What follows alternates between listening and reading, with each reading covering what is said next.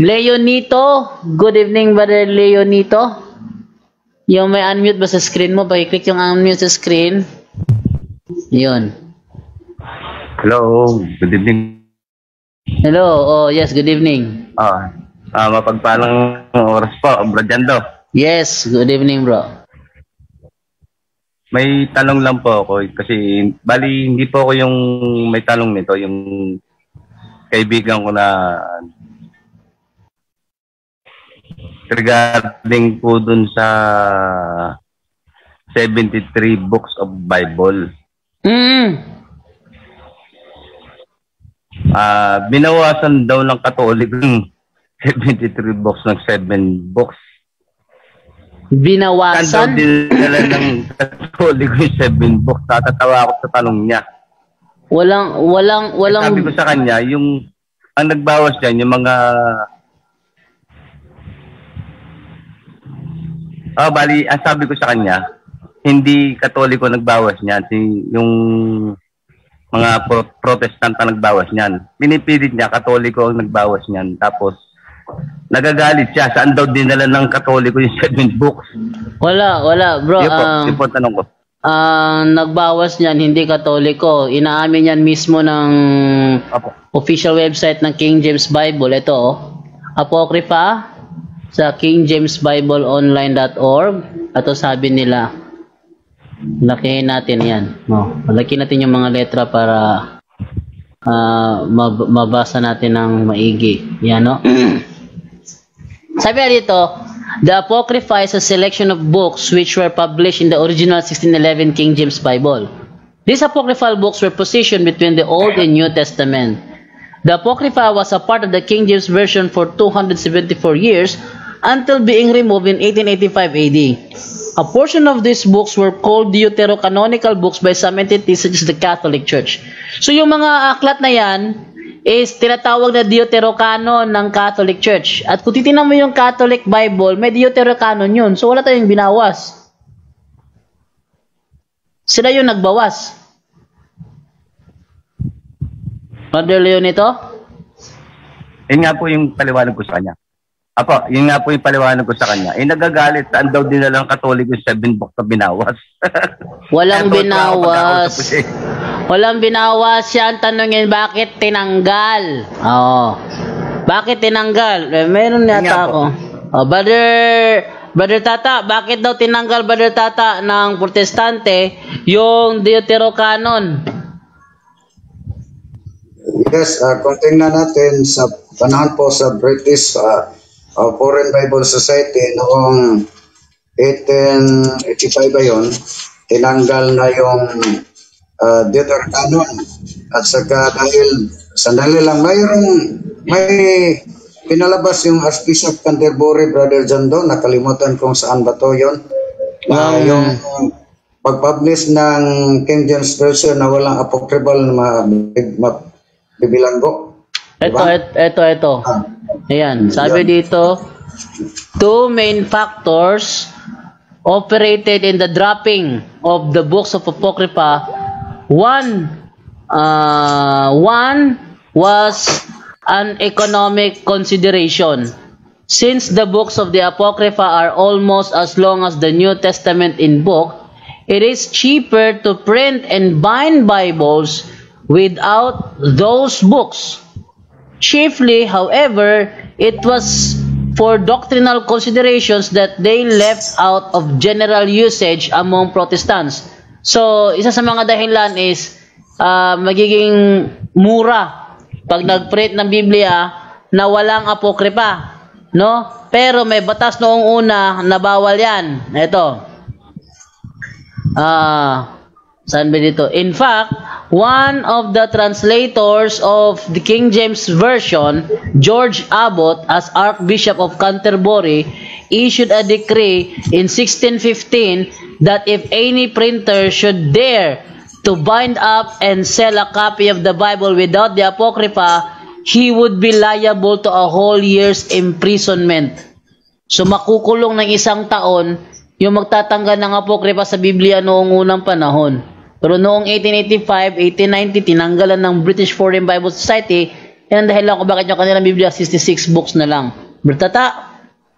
Ayun, yun na ang binasa mo, Brother Jando. At saka, isa pa sa mga yung mga reason nila, yung mga katunggalin natin dito, mga protestante, iba't ibang sekta, na may allegation sila na hindi yun inspired word, inspired by the Holy Spirit. Dahil yun, tinatawag nilang apocryphal books dahil hindi yun sa inspired word, inspired of the Holy Spirit o sa Bisaya, hindi yun nilamdagan ng Espiritu Santo, Brother Jando. Yun ang mga allegation nila. Ngunit, ang isa sa dahilan, yung binasa mo, at saka yung mura, pag wala na. Pero ang pinaka-main, Brother Jando, nandyan ang mga ating mga doctrine natin, especially yung pag-alay natin ng mga dasal ng mga patay, di ba? Mga kaluluwa. Sa Sirach 33 na ating unitain ang mga patay. So, nandyan. So, yun ang sumasalungat na sa kanilang toro. Yun ang dahilan na tinanggal nila. Ito. Yun ang hindi mo share. Ito sabi sa King James Bible Online.org. Sabi nila is, the word Apocrypha means hidden. Fragments of Dead Sea Scrolls dating back to before 70 AD contain parts of the Apocrypha books in Hebrew, including Sirach and Tobit. Keep this in mind when reading the following apocryphal books. Martin Luther said, Apocrypha, that is books which are not regarded as equal to the Holy Scriptures and yet are profitable and good to read. Good to read pala siya eh. Hindi siya ka-equal pero good to read. Yun ang sabi nila. Yun ang kanilang paniniwala. Hindi siya ka-equal sa kanilang paniniwala, but yet profitable and good to read. So, mali yung sinasabi nila. Brother John Ray? Yes, Brother John, dagdagan ko na lang actually talaga no, kung pakinggan mo talaga yung rason ng mga protestante, mga fundamentalist talaga, ang pinaka main reason bakit ayaw nila tanggapin ang deuterocanonical dahil sabi nila no, according to the history, dinagdag lang ng simbahang Katoliko sa pag-canonize ang deuterocanonical, no? So kung magbe-base talaga tayo sa history, bakit sa tinawag na deuterocanonico? Na ibig sabihin ng Dio, sikan. Canon, sikan, canon. Kaya deuterocanonico. Ibig sabihin, mayroon na palang naganap na first canon. Nawala ako sa Zoom. How about sa atin sa nawala ako sa Zoom. So proceed po tayo. No? Natanggal ako sa Okay. Nawala yung aking linya. Continue naman ako sa nawala ako sa Zoom.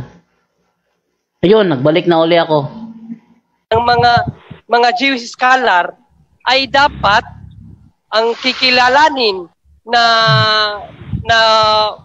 salita ng Diyos ay yung sulat lamang sa wikang Grego. Kaya hindi nila isinama yung pitong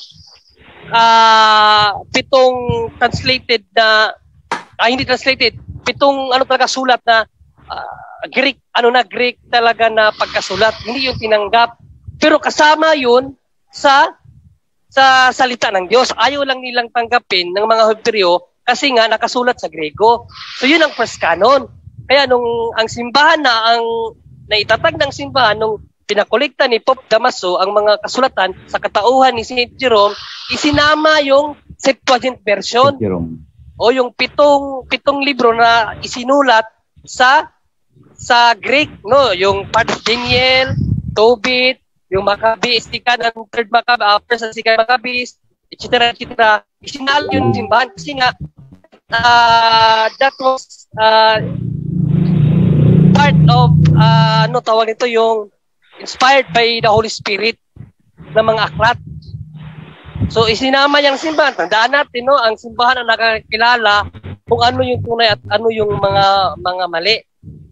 Oh, so yun po ang history nung yung pagkano ng Biblia. Bakit isinama yan ng simbahan? Dahil kasama po yan talaga sa salita ng Diyos.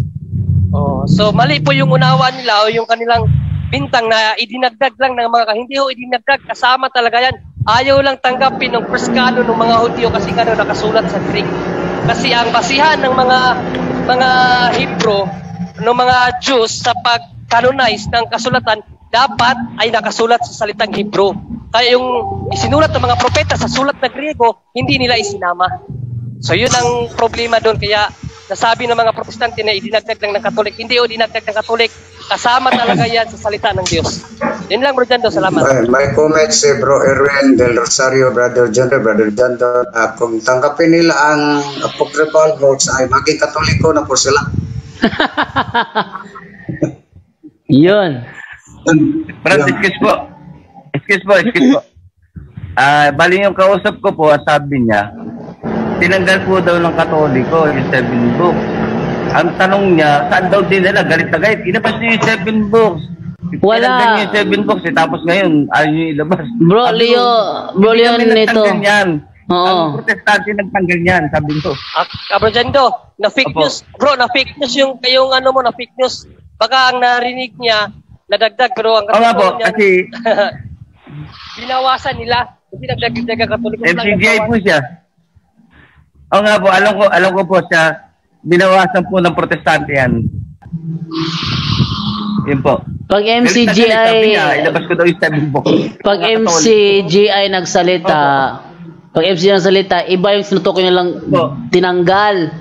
Yun daw unang Korinto, dapat daw yun ikalawang Korinto. Yung ikalawang Korinto, dapat daw yun ikatlong Korinto. So nasa na yung unang Korinto? Katoliko, kayo ang nag-compile ng Bible, saan nyo nilagay? Ganun sila magsalita. Yun nga po. Yung aklat ni Haser. Yung aklat ni Haser, saan nyo nilagay? Kasi akala ni Soriano kasi, yung aklat ni Haser kabilang sa Biblia. Hindi kailanman naging kabilang sa Biblia ang aklat ni Haser. Hindi kailanman naging kabilang sa Biblia yan. Yun ang kanilang maling unawa doon. Brother, Okay, so... Okay po. Okay. Pwede pa mong isa? Sige, go ahead. Bali po, kaibigan po namin siya, may club po kami dito, active po sa simbahan. May alaga po kami Banal na Cruz, pinuprosesyon, pinababasahan taon-taon. Dati namin siya kasama, nung naging MCGI siya, hindi na namin siya nakasama. Kasi nga, anti-cross sila. Oo. Tapos, isa pumunta siya, hindi siya kumakain ng mga pagkain sa pabasa. Kasi pinababasahan namin yung Banal na Cruz. Pumupunta siya, nakikisama siya sa amin. Pero may sarili siyang pagkain. Ang katuwiran niya, hinandog daw sa Diyos-Diyosan yung pagkain namin, yung handa sa pabasa. Natatawa na lang kami sa kanya eh. Pwede pagtawanan nyo, kasi sabihin mo, naloko ka na naman ng mga ngaral nyo. Sino ba Diyos-Diyosan na sinasabi mo? Patunayan mo nga na may turo kami Diyos yan. Patunayan mo, turo kami Diyos yan. Sige, may niwala kami sa'yo. Yun nga po. Ang problema. Yun lang po. Sige po. Salamat po. Mapagpalang gabi po sa atin lahat. Okay. Thank you, Brother Leonito. So, move naman ako doon sa isa naman na magtatanong ngayong gabi. Itong si Will